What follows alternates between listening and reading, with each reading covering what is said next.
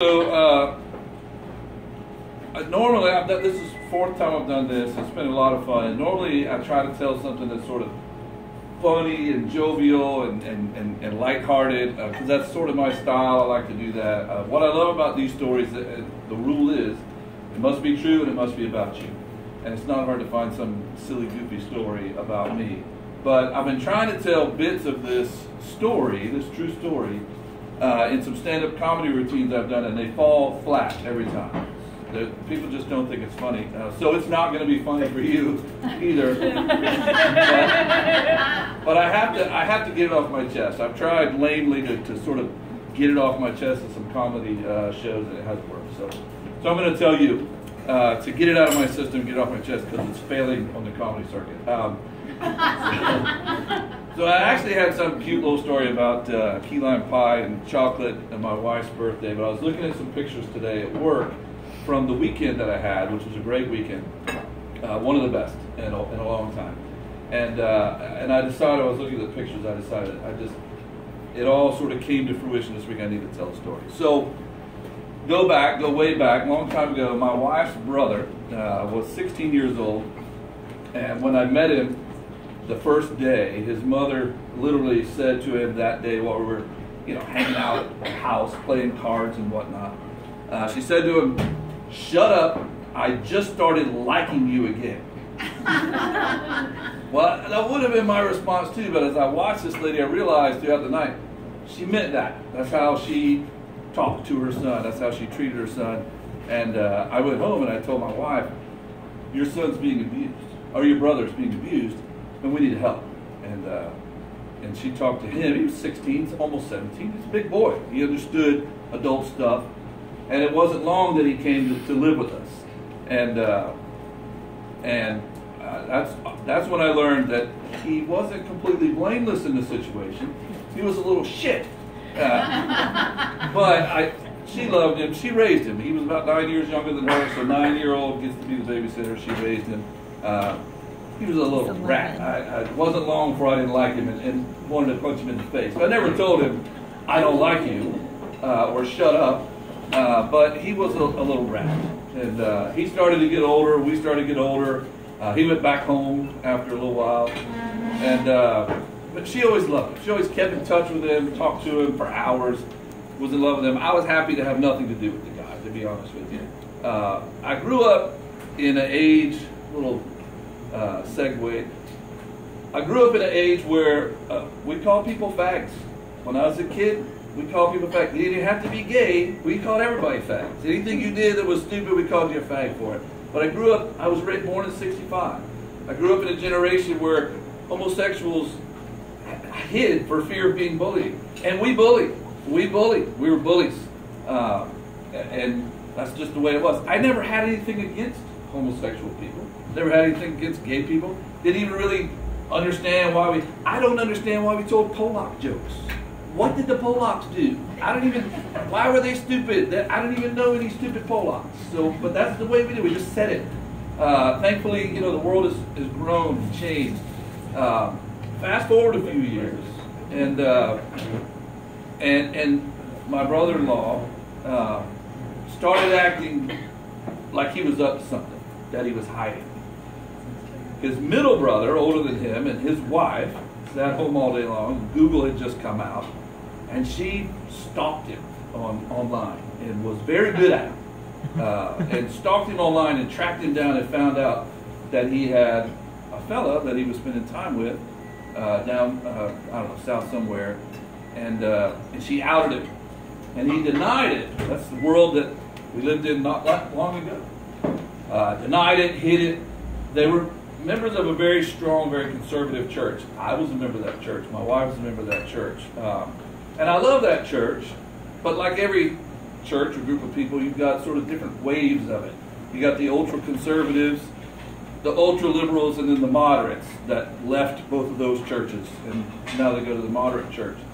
But they've always been in that ultra-conservative group. And they've been able to use it as a means, an excuse for hating people, for being done with people. I never used the church as my excuse. But it was easy for me to fall into that because I couldn't stand the guy.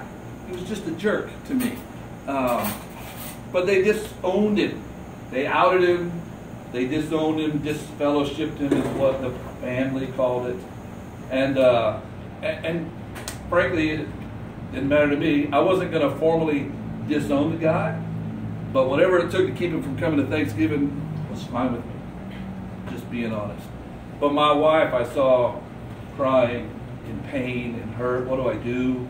It's God, Mom, and my brother. How do I pick in this triangle? And she couldn't let go. She didn't not talk to him. I didn't have to deal with God or Mom. I just didn't like the guy. Sorry, I'll stop saying that so often. Some years went by. We started to grow. We saw more of the world. We started to get out a little bit and realize, it's a lot bigger, open, more broad-minded world than we thought. And one day, she asked me if we can meet up with him and his new boyfriend. And I said, yeah, let's do it. We were in Alexandria, Virginia. They came for fish dinner. I didn't have to put down any religious stuff. That wasn't a thing for me. I really just, all right, I won't say it again. But I said, yeah, he's grown up. You know what, let's meet for dinner. And they came to dinner. We bought dinner at a place in Alexandria. And I remember sort of watching him be afraid of me, like, what is Keith going to say or do? And I remember watching his boyfriend, his name is Brad, great guy. I remember just that look, that look where your mate has your back, you're just sort of there. Wasn't bowed up at me. You're just sort of there for him. I don't cry. There must be some smoke in the air. Hey, you don't turn the fan on. I had onions for lunch.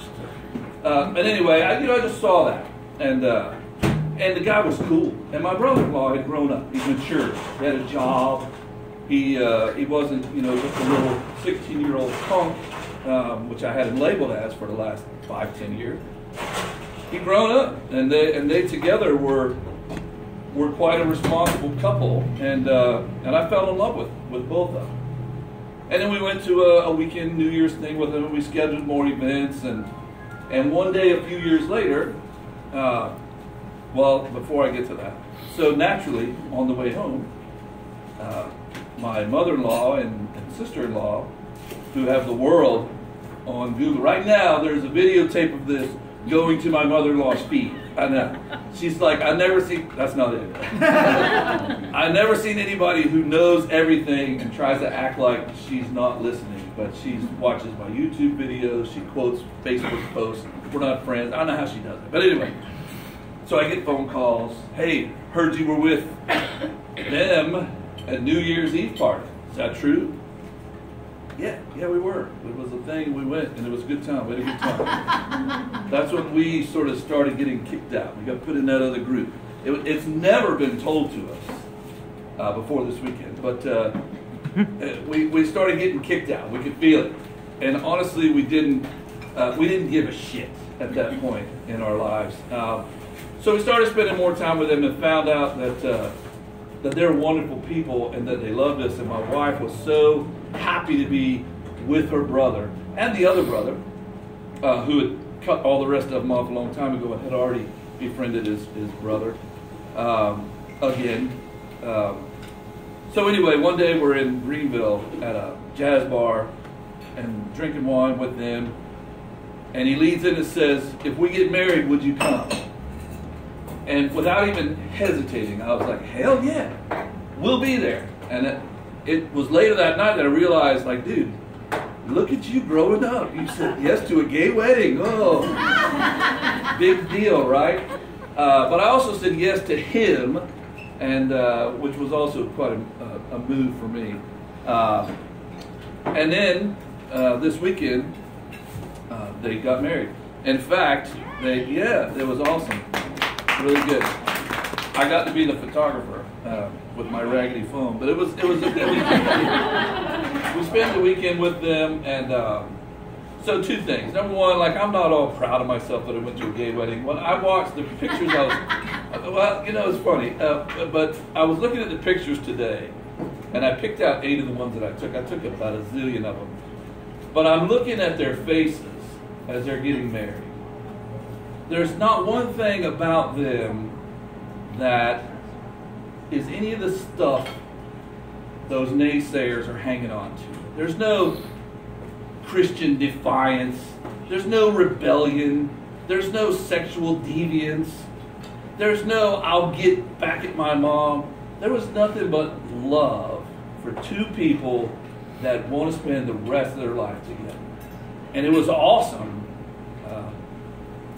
Onions. It was awesome to watch. It was awesome to be there.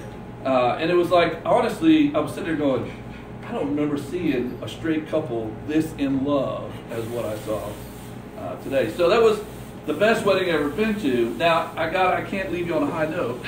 I told you it's going to be stinky.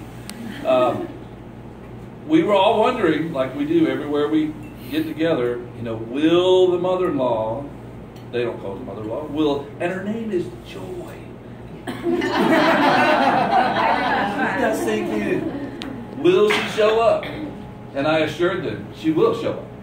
She won't physically come in, but she'll be here. Her presence will be here, most of all because you guys can't ever stop talking about her.